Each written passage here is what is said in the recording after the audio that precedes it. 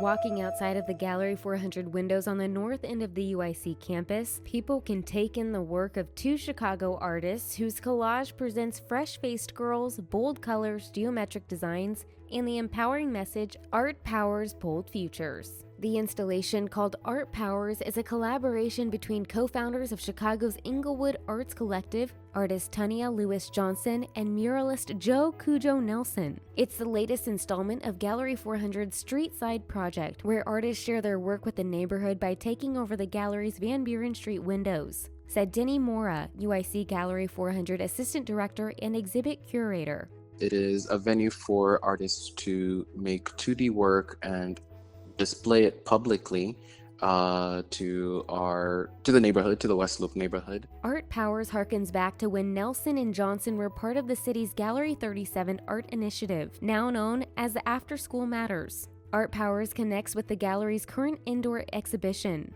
which highlights the progressive work of Chicago artist educators and their collaborations with young students and teachers participating in art programs throughout the city.